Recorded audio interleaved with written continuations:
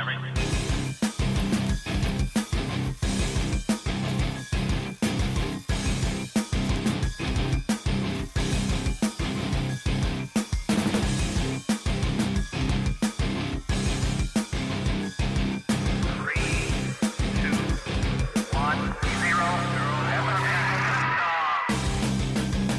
and welcome to Colourful the Bull in the post-truth apocalypse. I'm Ben, and as always I'm hanging out with Mike. Hello. Claire. Hey. And P. Hello. And I will first of all start off with apologising if you can hear any background noise. We are all sweating our collective genitals off. Call me Sweaty Betty. So the windows are open. Yeah. Tough tits. It's 30 degrees, it's the UK. We're not meant to deal with this. We have no aircon. There's no aircon. We have a window. That's it. So you may get some background noise. And even that's got bars over it. And those special Boris police who stand inside with rifles. That's to make sure he doesn't come to Telford or Mike's flat. Dude, you said his name. You didn't use the code name. It's alright if I get you now. So I've got to say it 3 times in front of a mirror. Okay, we're alright. In the dark. We're okay. If I say his name 3 times, I wonder what'll happen. Scarier than Candyman. Today we are going to talk about the most weird and macabre Catholic relics. Catholics, you know, they're a strange bunch. I know there's a billion of them. There's got to be a penis phallic object in there somewhere. Oh god, yeah. Oh, that's alright. It's restored my faith in humanity. Relics are either things the saints used to own, or Jesus, or Mary for that matter, or things that have touched them in their presence and left a physical impression. The Shroud of Turin obviously springs to mind. Well, with Jesus' blood-stained face on it. Allegedly, blood and sweat. Yeah. Not that piece of toast then. Not the pieces. No, pieces of toast don't count as relics. Oh. Or parts of the saints themselves. Oh, wicked. And that's what we're going to be focusing on mainly. A foot. Foots, Penis. feet, foreskins, heads. There is someone's foreskin. Nipples, breasts, blood, everything. And the purpose of a relic, especially if the further you go back, and we'll say this sort of kicks off around the Middle Ages really, when people really needed that connection to their faith. It's all very well telling a medieval peasant he's going to go to heaven or if he goes to church on Sunday, but he needs something a bit more tangible than that. So what you do, there's local saints, isn't there? There's always a local saint in an area, especially back then. I remember every day of the year is effectively a saint's day of some kind. Yeah. They're like mini-gods in many ways to They're like Catholics. superheroes, aren't they? Yes. They are like the Avengers. They're gods Avengers, if you will. St. Peter was my favourite. He was a dickhead. He's head of the whole damn bunch of paedophiles. He's the founder of the Catholic Church. It all started with him. I take that statement back. I just knew there was a saint called Peter. Yeah, Just didn't know he was a mega pedo. Well, he started the mega pedo organisation. Let's say, let's not like defame and defamate this person for absolutely no reason other than our own laughing fucking. You know what I mean? It's not very fair. Well, he's not here to defend himself, and he never will be. St. Peter rules. Well, he's meant to be the chap that when you get to heaven, when you get to the gates of heaven, he's the guy that's on the door. Now you tell me I just called him a mega pedo. Take it back. See, I'm alright. I'll be like that. Oh, brother. My name's Peter. My name's Peter. And he'd be like that. Yeah, fuck off. You just press the button, you just follow it. Just fall. But yeah, so saints' relics were thought to be powerful. They bring them out before battles. Everyone touched this cloth that Saint whoever wore. You know, this is Saint so-and-so's sword. Did it help him win? Sometimes. Because that's a power of suggestion. Yeah, placebo effect in it. Yeah. Of course, a lot of them were fakes. A lot of the knuckle bones and things like that were the pigs sold by charlatans who go to churches who hadn't got a relic. You go, hey, this is St. Cuthbert's knuckle bones. You fancy some? Fancy him? Yeah, give him gold. Because it'd bring people a paying to see the relics. You'd have thought the giveaway would have been when they opened up the fucking suitcase and went, right, which one would you like? Yeah. Del Boy rocking up. 16 fingers. That's our basic background. I'll just thank some new and returning listeners because I went slightly overboard with that than I meant to. Let's start with Bangkok in Thailand. Nice. Cyprus in Texas, Quezon City in the Philippines, Carlsbad, California, Potton in the United Kingdom, Adelaide, Australia. This isn't exhaustive, I'm just picking out some names. Las Vegas, Nevada. Always fancy going there, Vegas. Frankfurt am Main in Germany. Machalka in the Russian Federation. Metallica in the Russian Federation. Yeah, we're calling that now on. Sounds like Klingon, doesn't it? It does. Or the very Welsh. Overland Park in Kansas. Overlord Park. So I'm just have my Overlord Park. Zagreb in Croatia. San Francisco, California. Dublin, Ireland. Niles, Michigan. Atlanta, Georgia. Bear in DE. Where's DE? Delaware. That's the first Delaware one I've ever had to read out. Cool. So I didn't know what DE was. Guadalajara, Spain. Zaragoza, Spain. And Ashburn, Virginia. Thank you very much for listening. Cheers, guys. Now, obviously, let's get this little disclaimer out the way at the start. If you want to believe that these are the actual things or that they have powers, I have no issue with that. I may think you're a bit of an idiot, personally, but whatever makes you happy. Each to their own. Each their own. But the Catholics, really, fucking, for me, they mourn their faith instead of celebrating it. It's all a bit death for the Catholics, I always think. Yeah, if you do anything bad, you're gonna, like, you know... It's all about the act of repentance, the hellfire. If you don't behave, it's the hellfire. You're actually born with sin, aren't you? You're born with sin. Yeah. So as a woman, you're born with original sin because you inherited that from Eve. Claire. You should not have eaten that apple. No, they were still born without sin. There's only 3 people that have been, or maybe 4, that have been born without sin. Adam, Eve, Mary, and Jesus, isn't it? I don't know.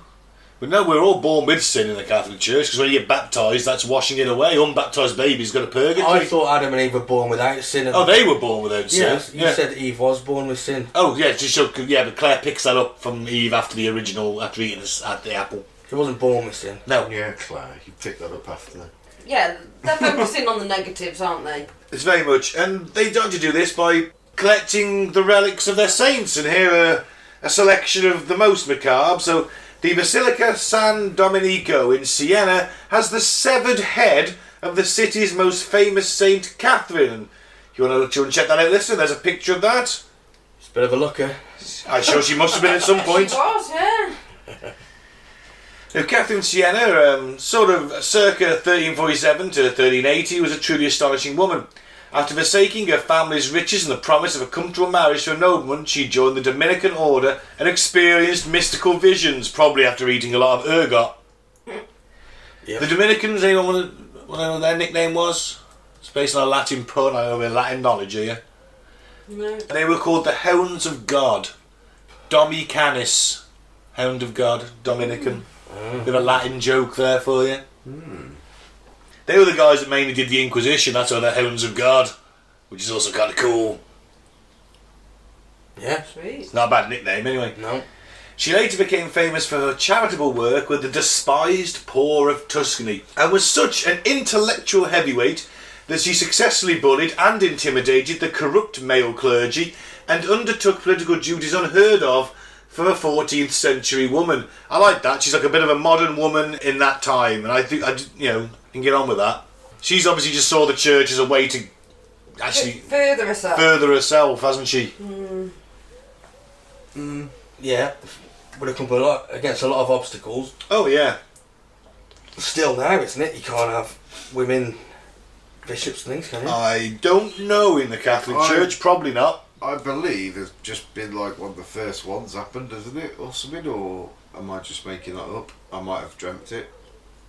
I don't know. I think Church of England, obviously, we have women priests. Women bishops. I think there's women bishops in the Church of England. Well, Church. I think of Dibley. Yeah, but that's Church of England. That's what they. Yeah. Catholicism, I very much doubt it. Prove me wrong, Popey boy. When she died of what religion? What are we talking about? Catholics. Whether they can be what? Bishops, There cardinals. you go. Fact check, Pete. Yeah, check Pete. I'm on it. When she died of a stroke in 1380, mourning was understandably widespread, but her devotees weren't quite ready to say goodbye to her forever. Though in the Middle Ages you could make a fortune from the countless pilgrims wanting to visit tombs and relics. Again, it's seeing evidence that your faith is right and placed in the right place, isn't it? So wow, there's that saint's head. Look at that. She was chosen by God. That's like a tangible little bit of wow to your ordinarily shitty, dull life. Women cannot be ordained and become priests, bishops, or popes in the Catholic Church. There we go. Yeah. Boom. Fair enough. Because Jesus selected only men as apostles. Only men can lead a church. What about Mary Magdalene? And perform the sacraments. There we go. Sexist motherfuckers. How come that hasn't come out to, like, you know what I mean? Why aren't there big rallies are going on about that? That's like There is in Ireland probably, and all sorts, you know. We're not a Catholic country, we don't see it. We don't give a shit, do we really, anymore? So on a weekend, people would go along and go and look at this Face nun. of a nun. Face of a nun that looks like she should be on an Iron Maiden cover. Wearing, like, you know, a nun get-up. And they do that as entertainment. That would be like a... Or would it be more sort of...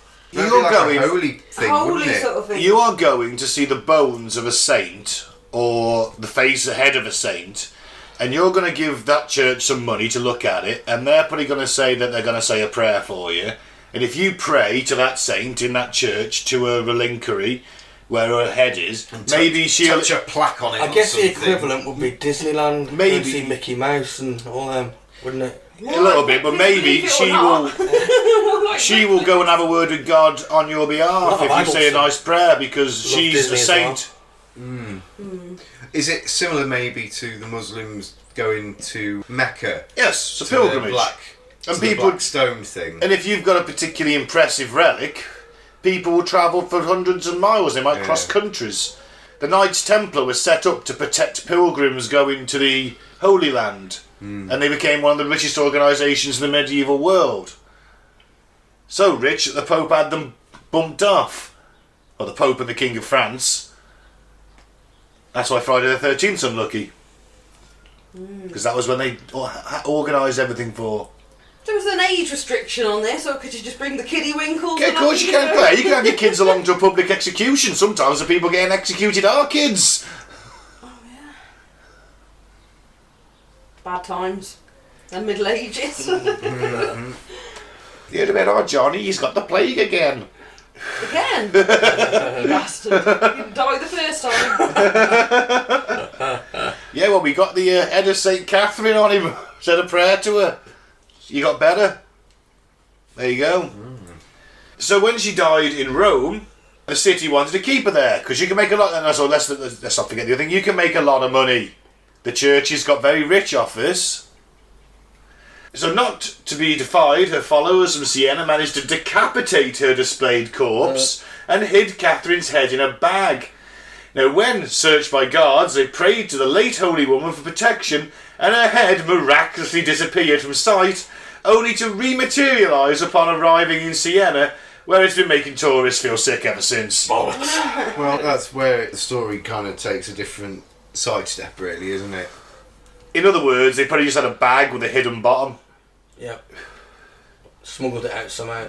Yep. Or in other words, it's not even her head at all, it's somebody else's head. Yeah. There's every chance it's someone else's head. Yeah, let's face it. Yeah. Now, King Stephen I of Hungary, his hand is on display in Budapest. It's only 1,000 years old. Just sat there in a glass little reliquary.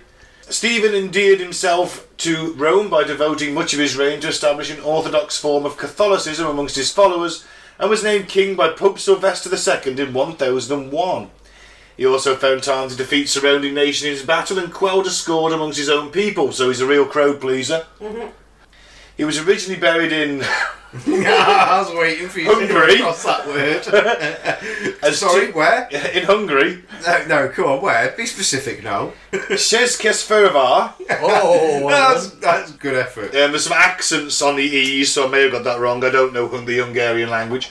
Where his original coffin still survives, and soon tales of miracles taking place at his sarcophagus spread far and wide.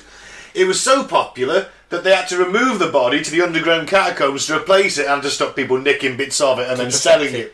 Protect it. You said replace it. Oh, yeah, sorry, well, I meant pretend. You're probably not wrong, actually. Sometime during this relocation, his right hand was stolen by the man who was supposed to be guarding the body. The missing hand was eventually rediscovered in 1084 and was put on display in Szentjob, which means right hand in Hungarian, for everyone to enjoy. It arrived in Budapest in 1771, where it now lives in St. Stephen's Cathedral and enjoys an annual procession around the city. Fantastic, isn't it? I'd give my right hand for that joke. I'd give my right hand for a procession to the city once a year. That's probably where it came from, isn't it? Probably is, who knows? I don't think he had much of a say in it, did he? So, the dried blood of Saint Januarius. This is an odd one. I kind of like this one. I think it might be my favourite. Okay. We know very little about Saint Januarius because he died around 305. But he was the bishop of Benevento, except that he was one of many early Christians executed by the bloodthirsty emperor Diocletian. Diocletian originally planned to feed him to bears. Just, you know, the Romans had a flair for dramatic, didn't they? They did. Is this who January was named after? No. That's Janus, isn't it? Janus. Strange, isn't it? Or Jupiter. His No, name June. actually is Januarius. That's true. It's very true. No, it's Fact checker. I think Caesar came up with the month names. I think we go on his calendar or his month names. Could be wrong on that. Diocletian originally planned to feed him to bears, so he was lucky to only be imprisoned and beheaded. Lucky. Yeah. According to legend, a woman named Vesuvia had the foresight to collect the blood gushing from his neck in a couple of phials, which are now cherished relics in Naples, which purchased them in the 5th century. A morbid bitch. He's a bishop, he might be sainted one day, he's been martyred, she's got foresight, Mike. Yeah. Now, you'd think the blood would be dry after 1700 years, wouldn't you? Oh, yeah. You're wrong, sort of. The blood of Januarius is usually dry, but it miraculously liquefies every year on his 3 feast days. All the blood gets changed. Well, I didn't want to say it. Or they just inject a bit of water in it or something, you know. The phials and their ornate reliquary are held aloft while prayers are recited in the Cathedral of Naples. Eventually, the crusty contents liquefy and bubble with great enthusiasm to the amazement of the congregation. The thrice annual miracle remains one of the most controversial events in the Catholic calendar. Despite many ingenious attempts to expose the miracle as a hoax, nothing has been determined, since the cathedral has understandably no interest in giving the files up for scientific analysis. So they dry up, Yep. and then once every 3 months. On his feast days, he gets Every 3 4 feast. months, isn't Sorry, it? Thrice annually. 3 times a year, so every 4 months it goes back to blood. Yeah. And bubbles like the Bubbles. slime from Ghostbusters 2. Maybe just say nice things to it. Bullshit. Does anybody actually see this? It's in front of a congregation. Easily fake though, isn't it? 100%. Yeah. You've got one with a crusty old fucking bit of scab in it, which is essentially what it would be. And then they have another one with some mystical fucking Well, they could heat it up, couldn't they? liquid. They could heat it up. Could be a heater underneath the altar. Yeah. Easy done. The Camillian Order still at the heart of their founder, St. Camillus. Very naughty boy, Camillus. Why is that? He stood at a whopping 6'6", which is very rare in the 16th century. The short-tempered Camillus fought in the Venetian army and had a serious gambling problem. After betting and subsequently losing everything he owned, he experienced a religious conversion. And in 1585, founded the Camillian Order of Male Nurses, which became the first military ambulance unit in history. Oh, wow. Although he was in near constant ill health himself, with a particularly nasty leg wound deemed incurable by contemporary doctors, which gave him an acute sympathy for the sick. But then again, there's not much that, you know, contemporary doctors could solve back then But no. that didn't involve leeches. Yeah. Broke that leg. Oh. Get over it. Get me the saw. Yeah, pretty much get me the saw. Appropriately enough for a medical man, Camillus was subject to an autopsy after he died in 1614. But when his heart was removed, according to his biographer, it seemed a ruby, and it was so large that those who saw it admired it.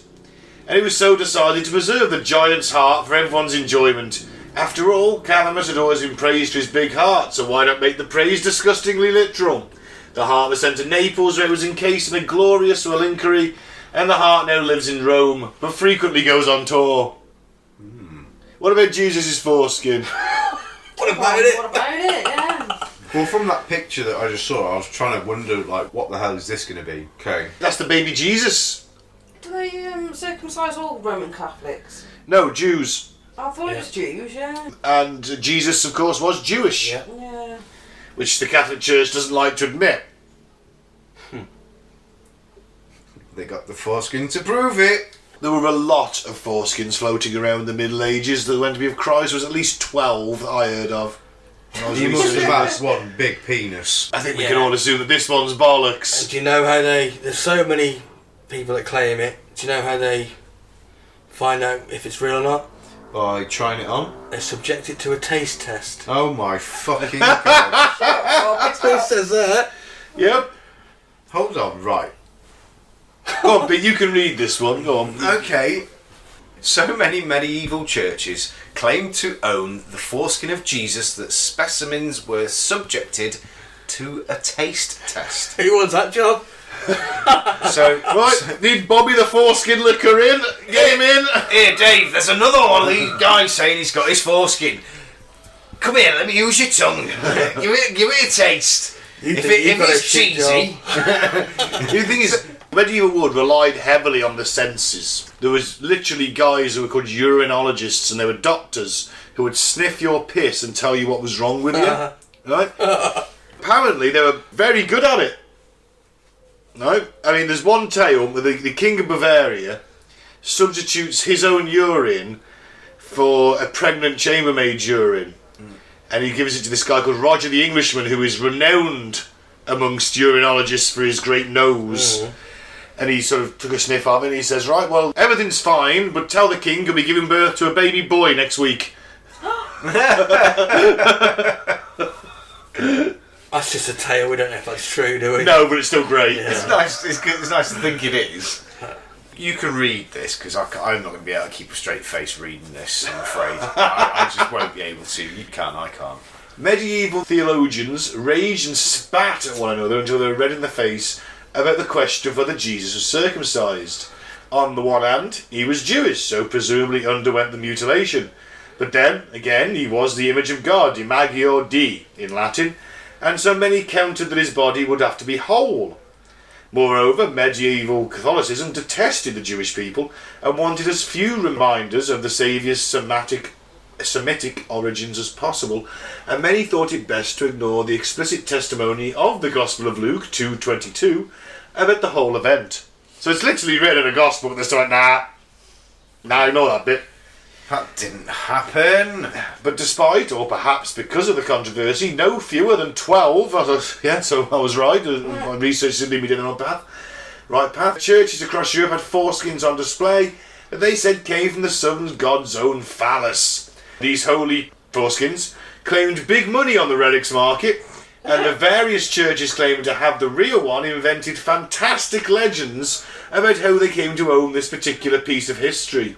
Incredibly, competition amongst foreskin owners was so hot that some of the relics were eagerly to be verified as real by qualified persons who would chew them to determine their authenticity. So let's just leave that one there, eh? Oh my fucking god. Does that taste like foreskin to you, Bobby the Nonce? Oh my word. Bobby the Nonce. Right. I guess there's always one in every town. Is this a picture of what it's meant to be underneath? No, I don't. It might be actually. Is this a picture? No, it's the next one, I think. Oh. Yeah, it is, sorry. Well, yeah. I'm just trying to work... Right, so... There's a picture of it. The circumcision of Christ. Looks like a little onion ring, doesn't it, most of the time? Good. By Friedrich Herrlin of Nordlingen, Rothenburg in 1466. So what? Did he travel back in time and say, hold still, let me paint you a minute, because in 1466... But in all fairness, the baby Jesus does not look impressed at all in that picture. Well, would you be if someone had a fucking sharp knife to your penis? He looks ginger. He does. Jesus was ginger. Should have drove him at birth. You heard it here. He was ginger, you heard it here. I joke, of course. He's got no soul. He can't be the son of God then, can he? That's what I mean. He's ginger. So... Yeah, loads of ginger Arabs knocking around though, isn't there? The point I was coming to, right, circumcision on a newborn baby, yeah, it's going to be pretty fucking small, let's face it. There can't be much fucking foreskin there. So this tiny little bit of dried maybe Jesus was hung. This He's the tiny image of little- God after all. Even if he was hung, like as a baby, it's gonna be like a little. The size of a spaghetti hoop, if that, innit? If that Could have been And down then- to his knee for all you know. you think when that shrivels and hardens and turns into like some form of leather, Yeah. which essentially it would, then that's gonna be a tiny. It's gonna be like pea-sized. It just seems so fucking. Like What I want to know a is, raisin, innit? by I wanna chewing see- it, how can they determine it's Jesus's or not? Well, yeah, I mean, all they can determine is that it's skin. Yeah. Does it have divine taste? Maybe they're. Do you think they get someone in with like bad teeth and they put it in their mouth and their teeth will be miraculously healed when they take it out? Yeah, that's the cure for bad teeth. Chew Jesus' foreskin. So you've got black teeth, have you? Should we Put this sell in your some on the mouth. black market? Jesus foreskin heals your teeth. I'm sure Alex Jones has already tried to sell it. Says Bobby the Nonce. Oh shit. For me, this is the lunacy of it. It's like 12 churches are claiming to own Christ's dick skin. Yeah, well, I mean, come on. yeah, Come on. I know. I think you should travel there and determine whether it's true or not. You're going to pop it in You your want to mouth, give are it a chew, don't you? You really want to give it a chew. Grim. I'm surprised they didn't all meet up and, like, you know, I want with to the chew some foreskins. 2,000-year-old potential foreskin. Yum yum. Oh, What happens if you like bit it in half? Like, oh shit. Then they'd probably be pumping your stomach immediately to get it back out, I'd have thought. It's be worth I millions. don't think they'd need to pump your stomach. I think you'd instantly throw up. Ugh. Anyway, Well, you can have the next one then, Pete. There's no dick involved. you sure? Right then. So, St. Anthony of Padua's tongue is still on display in an Italian city nearly 800 years after he died. So although the native of Lisbon, St. Anthony is most closely associated with the city of Padua in northern Italy, where he spent his final years of his short life. He actually came into Italy by accident after his ship was blown off course on his way back to Portugal from Morocco, where he'd gone to preach at locals as a Franciscan friar. What's that? Just another order of monks. Okay. But once in Italy, he never looked back. He basically landed on the shore accidentally after preaching elsewhere and went, oh, this isn't where I want to be. That's kind of nice though. You can turn it with a dog collar anywhere, can't you? You can really just stick a dog cross, like just a cross that's in the shape of a stick and a brown robe. You're laughing. Yeah. You don't even need a dog collar at this point. Yeah. Shave your head in the monk's tonsure. A little raisin. You know they even nicked that off the druids. The druids used to shave the front part of their heads and have long hair like the skullet. Oh, we're going to bring the skullet The back. druids wore skullets, but it was called a druidic tonsure, and it was like shaving the top of your head. The Christians nicked it and just shaved the top, but had the bowl thing going. It's nothing they won't steal. Early Christianity. What's better, the skullet or the bowl? The skullet. Neither. The skullet's the king in that scenario. Hulk Hogan had a skullet for Yeah. years. Look at him. Never did him any harm. It's only because no one would like take the piss out of him or anything. Yeah, 'cause Take he'd the leg piss drop out you. of Hulk Hogan, for fuck's sake. Because he'd leg drop you. He's like fucking 6'7", an absolute monster of a bloke. Still is now, even in Yeah. his 60s. Was he 6'7" or 6'4"? He was wasn't short, was he? No, he was definitely over. Well, must have been over 6'4". He was a good few inches over 6 foot. I remember that. Yeah, I love But it. still, Andre the Giant used to tower. Suburban. See how big Andre was. He used to tower over him. Yeah.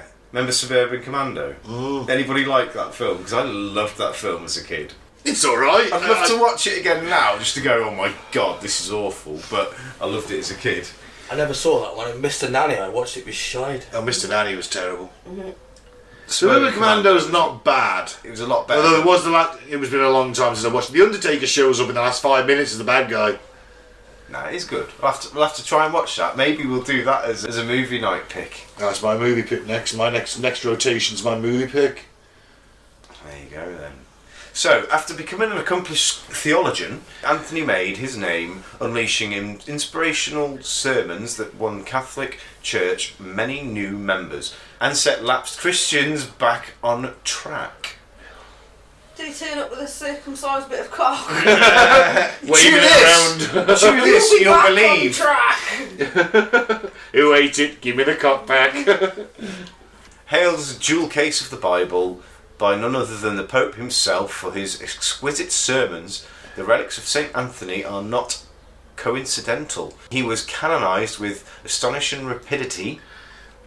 Yep. Within a few years of dying from ergot poisoning. Oh, So he was off his tits when he was giving these sermons then. That's why he was so great, because he was fucking tripping his balls off. And when his body was exhumed in 1263 to be reburied, his famous tongue was found to be wet and the only part of his body yet to decompose.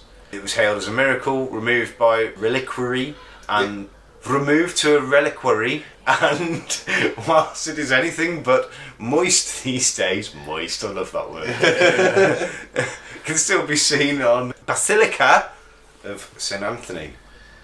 So basically, they dug up his fucking tongue years later, and for some reason, miraculously, it was still wet And soggy. undecomposed, which So- is part of the saints thing. Something doesn't decompose. Yeah. So they just thought, well, we'll have that then. We'll whip that out. It always reminds me of the tongue of Jebediah. Yeah. He had a silver tongue. Yeah. Because he was such a good speaker. No, he was a murderous pirate. Good Hans Sprungfeld. I like how that tongue is preserved in a golden vagina. It is rather, isn't it? Yeah. Yeah. Or is it a gaping Eye. mouth? Oh, it does look like an eye. Aye, Looks like a reptilian eye. An all-seeing guy. Oh. Also, these things are called a memento mori. And a memento mori, I think, is metal as fuck. It goes back to Roman times. So you'd have your conquering general coming back into Rome having his big victory parade. And you'd have a slave whispering in their ear saying, memento mori, memento mori. Remember you're going to die. Not now, but in the future. Oh, this is great, this is fantastic. Remember one day you're going to die. And this will count for nothing. So if they all think that, right, why are they all pedos? Who? These Catholics? What they think. They type can thing. repent on their deathbed. I think you can probably throw a lot of factors into it. There's the obviously loophole of repentance. They know they're talking There's the- bollocks. And if you're a pedo, where are you going to go? You know that you've got to get protection in the church. You're also going to be surrounded by a lot of young boys and girls. Exactly. You get access to them. Because people respect you. You're a meant to be priest. You're meant to be one of God's community. right-hand Not so much boys. anymore. Thank fuck. You're meant to be one of God's right-hand men, aren't you? If you're a priest, you're meant to be incorruptible. You're meant to be Yeah. an upstanding member of society, much like myself, and incorruptible. Sadly, they abuse the power that's given to them. But I think if they just let them marry, I don't think there'll be a problem. And that might sort itself out. Maybe that'd go down. Quite that easy. You're probably right though. It might be. It would stop the urges, wouldn't it, maybe? We'll have that next one, the toe. You want to say that one, Mike? Go on then. The toe of St Francis Xavier was bitten off by a mourner and smuggled from Goa to Portugal. I can't believe he's dead.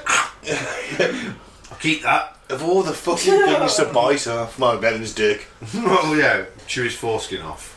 A Jesuit in 1541, Xavier spent 13 months fighting off seasickness on a boat bound for Goa, India. He converted the Goans, then made his way across Asia, converting communities and leaving churches in his wake. In Japan, he made an abandoned Buddhist monastery his headquarters and converted 2,000 people to Christianity. I dare say he did, and then the Japanese had most of them killed later on. Tragic. Xavier died of exhaustion off an island of China in 1552. I'm not surprised, he was a busy boy. He's fucking going around converting everyone all the time. His body was put on display in Goa, where thousands travelled to pay their respects and mourn this energetic evangelist. One devoted woman took things a little too far, however. Bending as if to kiss his foot, she promptly bit off one of his toes and took it back to Portugal with her. She displayed it in her own chapel, where it drew in the big tourist books and still attracts crowds of devotees to this day. Slightly less impressively, a village in Goa has one of Xavier's fingernails. Oh. Suppose she wasn't, reprimanded for that somehow. It's just crazy though, isn't it? It's like, she's biting off a body. She's still got to go through bone and congeal blood and you know. And surely they're on a lot of levels. Surely they're going to notice he's missing a toe all of a sudden. Madam, stop kissing his toe. She's not having a good old at it because you'd have to sort of a little bit to take a toe off. You could just bite through someone's toe, could you? I don't know. I never tried. Well, neither have I, but I've seen people getting tortured in films. You know, they're sick of tours out. Yeah, but this has been decaying for God knows how many years. Even worse. So it's I'd say a few days. Is it a few days? Well, I don't know. It doesn't give a time scale on it, but she smuggles it back to Portugal. I don't know then, but either way, it's fucked up. Well, he died near China, and then he was taken back to Goa. So that in itself would have been quite the journey. A few days, weeks at least. Weeks. Absolute weeks. It was 12 weeks or something like that from India to England back in the 1700s. I don't know where Goa is in India. Conjunction to China. Oh, it's a lot further away. Is it? Yeah. Much further. You get there by sea, can't you? No, you get there by sea, but if it's 12 weeks from Calcutta to England by sailboat in the 1700s, or in 1550 something, that's going to be a lot longer. What, from Goa to China? I don't think so. One South Asia, one South East. Oh, it's going back to Portugal, ain't it, though? Oh, so I think you meant China. No, I mean China to India's probably a couple of weeks. So let's say 14 weeks back. So either way, it is going to be pretty decomposed. No, they had lead-lined coffins in this scenario. They would bring famous people. Well, you have a lead-lined coffin, so it keeps the moisture out, so the decay doesn't get in. Probably salted or something. Or they could do what you did with Nelson and throw him in a bottle of brandy. That's what they did, is it? Yeah. Nelson. Yeah. Yeah, threw him in a barrel of brandy. Kept him moist until he got back home. But they lost body parts, didn't they? Like an eye and things, because people just tapped the brandy. They were tapping the brandy, yeah. What do you mean? Drinking it? Yeah. Fuck off. Yeah. Ugh. Some of them were obviously What, sucked out his eyeball. Knowing that he was in there? Yeah. Maybe not knowing he was Or in maybe there. not knowing, but... Maybe he just chuck it down in the stores and put an X on it. Funky, I tell you what. Get me pissed though, fuck it. Tastes like victory. I've heard that somewhere, I don't know if it's true. I don't know. I know that when they took him out, his hair and fingernails had grown wild. Oh, really? Right, on to the next one. Either St John Chrysostom had 4 heads, or at least 3 people are lying. I'd imagine 3 people, probably 4 people are lying in all fairness. Oh, that's hilarious. Let's just call him John. He was originally a hermit, but his self-inflicted living conditions and diet were so appalling that he nearly died. Forced to change career, John made the most of his new healthier lifestyle to throw himself into preaching. Can I just interrupt there? I was a hermit, but I was that bad at it I nearly died, so I thought, I'll come back to society. He's a quitter. That's what he is, he's a quitter.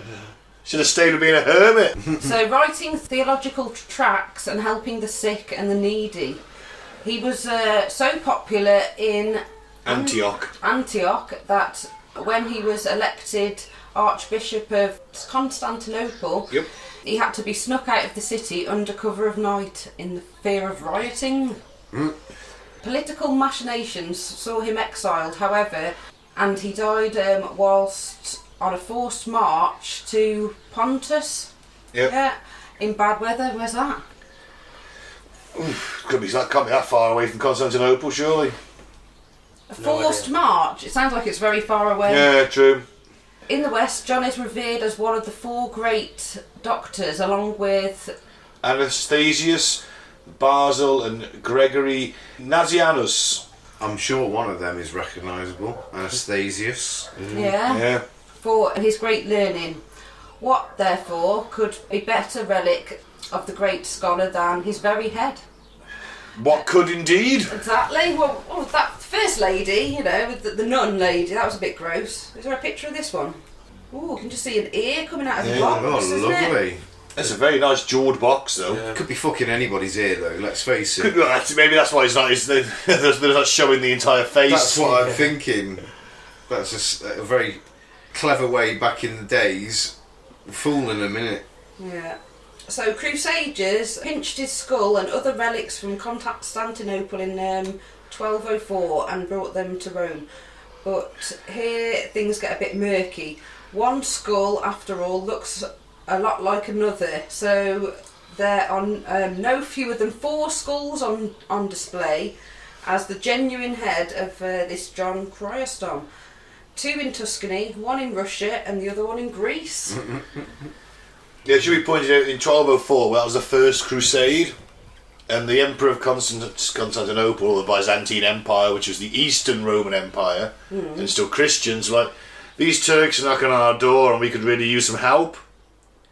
Pope declared a crusade, we're going to rid the Holy Land and we'll swing through Constantinople on the way. Yeah. When the Crusaders got there, they just sacked the city.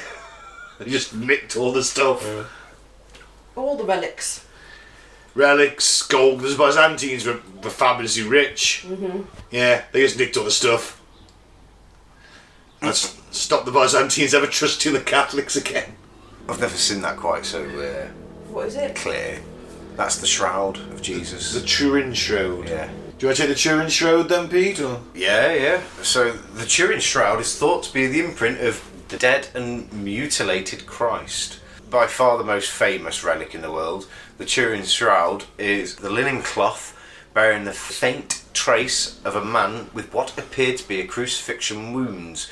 You may be wondering why it's made on an appearance on this list, but think about it for a second. If the rumours are true, the Turin Shroud is the imprint of the man who was flogged, nailed to the cross and left to sweat and bleed under a searing desert sun.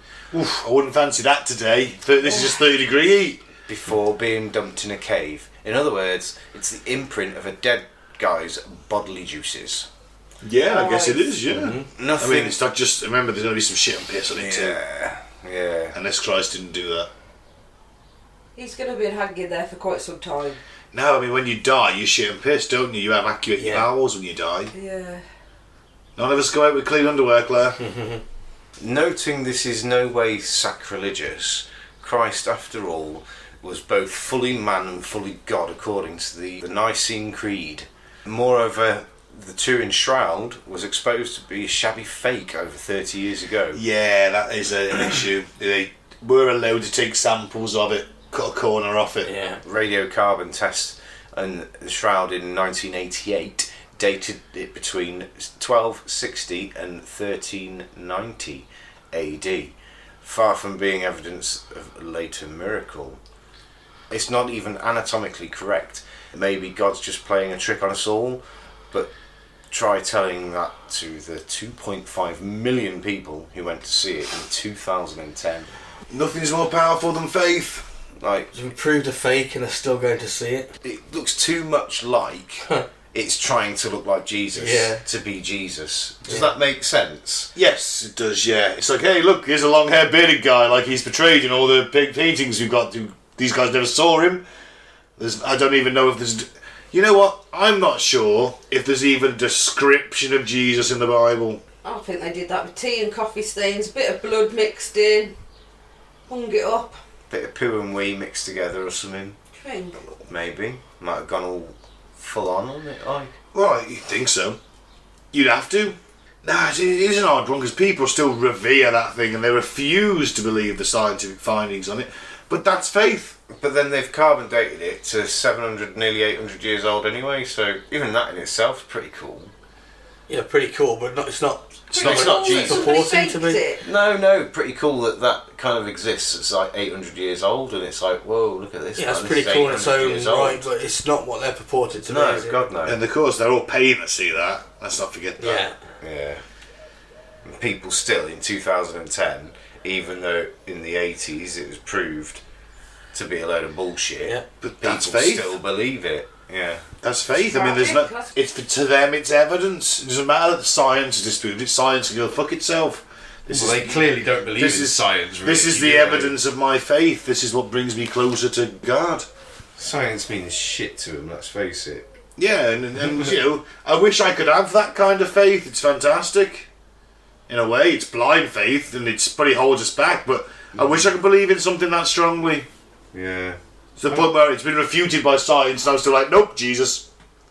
It's cool. I like it. There was always a thing that it was faked by Da Vinci as well. I don't know true. That's too early for Da Vinci, but I reckon he had a go at it. He'd have had a go at it, wouldn't he? The cloth might have been that old. He used to say the bits on it. It's a valid point, because they didn't actually do the bits where everything was on it. It was a corner of the cloth they snipped off that didn't have anything on it. Yeah. So the cloth might have been that old. It could have just been a bare fucking cloth that someone found. Oh, this old cloth. Oh, it's really old, this is. Fuck it, let's put an imprint of Jesus on it. Well, if I was making a fake relic anyway, you wouldn't be going for a brand new one, would you? No, that's what I mean. That's it. You've got to it's got to be old, hasn't it? Yeah, so someone's obviously come across this relic of a fucking cloth and gone, well, let's make this into a holy relic. Because in all fairness, I don't actually think this thing showed up until the 1500s, the Turin Shroud. It wasn't one of these things that gets found in a smaller church and gets bought out by a bigger church and a bigger church in turn, until the Pope goes, whoa, hang on, we need that, and just gives the church a lot of money and has it in Rome. It's in Turin. If it was the real deal, surely it'd be in Rome, it'd be in St. Peter's Basilica. Yeah. Just throwing that out there. Moving on. Don Bosco's brain is a relic, and it's so popular it was stolen in 2017. Someone's stealing brains. After rising from his humble, impoverished upbringing to become a priest, Don Bosco, 1815 to 88, devoted his life to the pastoral care of young men who, like him, came from deprived households. Let's hope he wasn't doing anything else with them. Now, with these priests and young men from deprived households. As well as preaching to them, Bosco founded the Salesian Order, setting up training schemes so his young charges could have go on remunerative careers as craftsmen. Running a home for 500 boys and taking them on fun excursions to the countryside, a lot of people had a lot to thank Don Bosco for. And indeed, 40,000 people visited his body when it lay in state. An estimated 600,000 people visit his relics every year near Turin, and these relics unbelievably include part of his brain. But sadly there is little information on how or why it was removed and preserved, and it's been on display for decades apart from when it was stolen in 2017.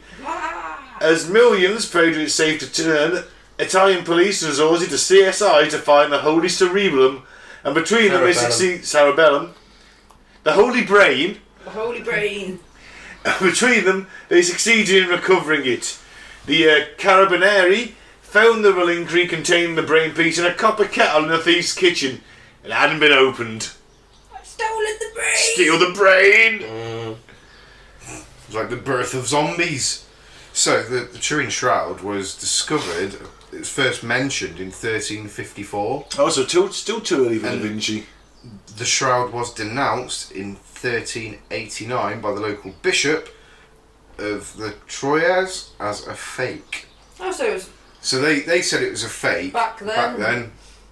And then obviously it's turned out that at that point it would have been about 100 years old when it was discovered.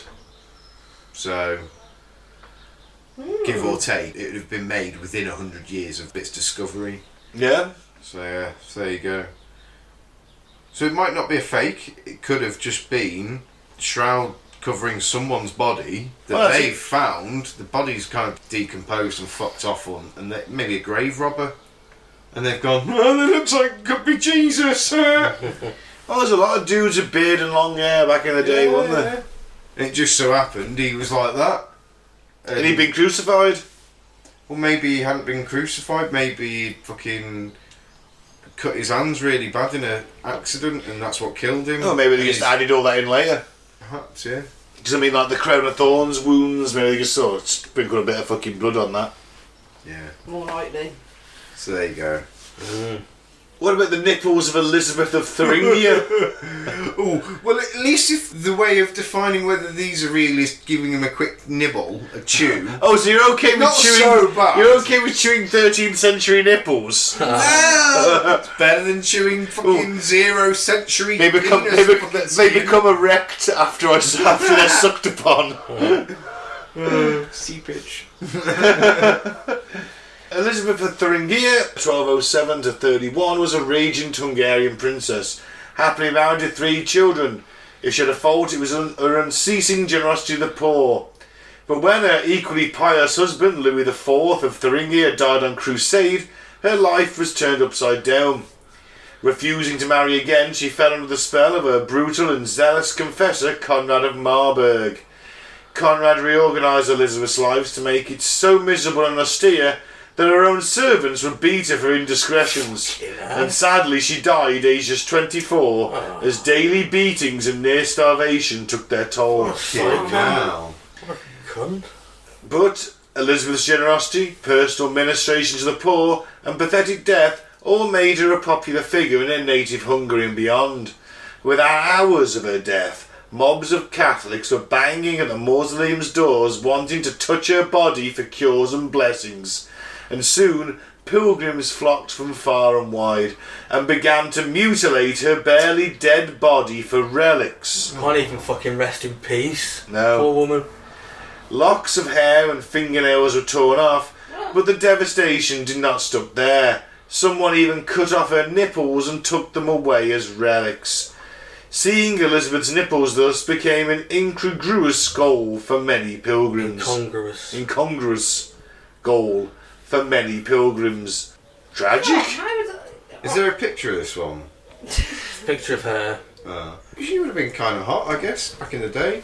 How do you come home and you go, oh, I got her nipples. What's your wife gonna say? Yeah, how would you Fucking explain that to your nipples? missus? Why did you choose the nipples? I like nipples. They're the only things left. I'm going to add them to the collection. They were sticking out. Here's my So nipple endearingly. belt. Ed Gein had a It's nipple not a belt. Buffalo Bill type situation. Ed Gein had a belt made of nipples. Yeah. Never. He did. Yeah. Who? Ed Gein. Who's that? He was the inspiration for Texas Chainsaw Massacre and Leatherface. and Psycho, I think. He was Oh, was it Hannibal Lecter? He was a cannibal. No, he was a weird loner who was obsessed with his mother and started killing women that resembled her and doing things to the bodies, and then allegedly, Buffalo Bill from the Silence of the Lambs, wasn't it? Had a woman's suit made out of their skin, and he had a nipple belt, and he made lampshades and sofas coverings out of skin and things like that. No Yeah, fucking way. yeah. We did an episode on it. It was a Christmas episode, I He believe. did, yeah. Oh, this is a fun one for Christmas. We do. Have you? I told you about Dark Christmas. What did we do this year? You weren't there for this I one. was. We did Unit 731 and shot the shit out of Claire. It was Yeah, it's hilarious. just before you come on board. Yeah. Oh, so we didn't actually do a Christmas one at Christmas. We always do something not Christmassy at We Christmas. record a few weeks beforehand, don't we? So I've started like November time. no, end of December, early January, wasn't it? Was it? Must have been because you weren't. Yeah, you weren't on this one. It was Unit 731. You can check that out. Is it? Claire screams at one point. Your first one was Robin Hood with us, wasn't it? Yeah. Yeah. Just after them, Yeah. pretty much. Must have been right towards the end of December then. Yeah, it would have been towards the Well, end. you can put the next Christmas one as No, that. that's fine. Yeah. We all think Feel about left out Christmas. now. It's a group decision on the Christmas No, one. it isn't. We. I'll be I alright. pick the Christmas one every year, usually. No, you don't. I get approval for it. Yeah, you get approval for it. Because you lot don't look into the weird shit I look into. What does that tell you about us and you? I'm open to everything, including freezing people's hands until they just can peel the skin off. No, I'm joking. Mine was Jimmy Savile Christmas. That was my idea. Oh, Jimmy Savile Christmas, yeah. Yeah, so I did do Jimmy Savile. No, that was a full-on Christmas episode. You weren't on for that one. Claire wasn't here for that one. No. No. Alright.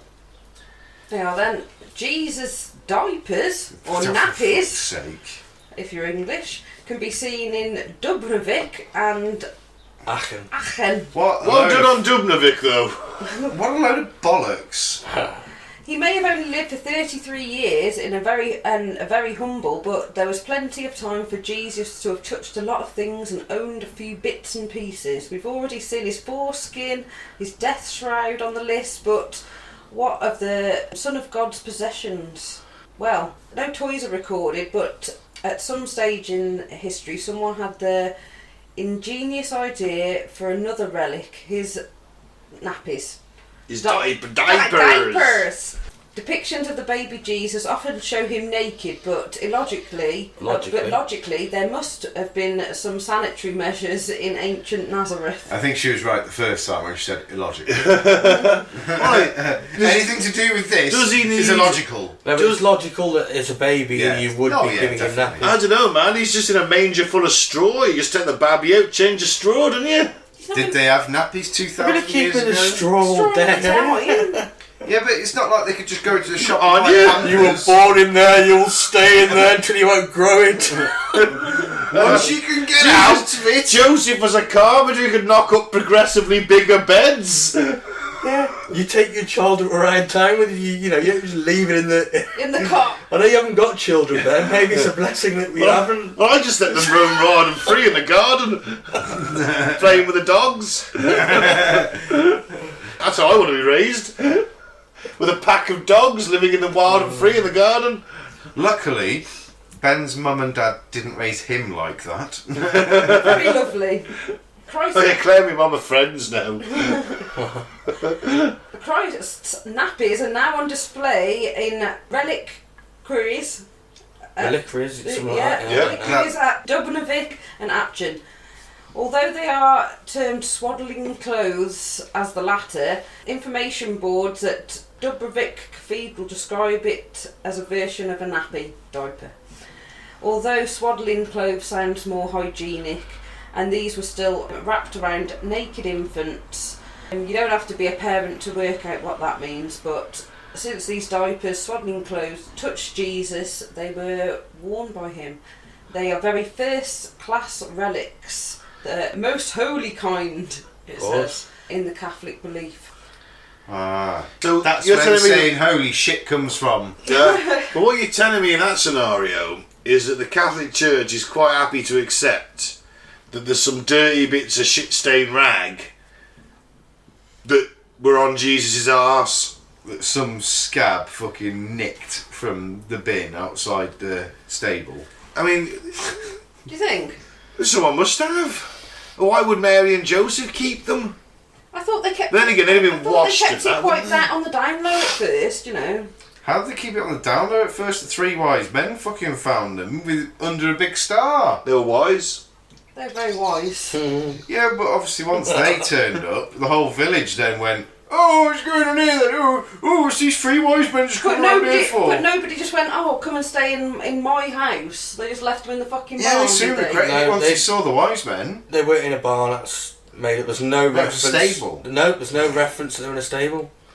No, it was just a room, wasn't it? Apparently, it would have been a relative's sort of living room, and they would have been living in that crowded room, basically. That's what they think. It weren't no manor. Of course, the animals would have been with the people anyway, wouldn't they bring the animals in at night. I just can't see anyone thieving some stinking, robes or nappies.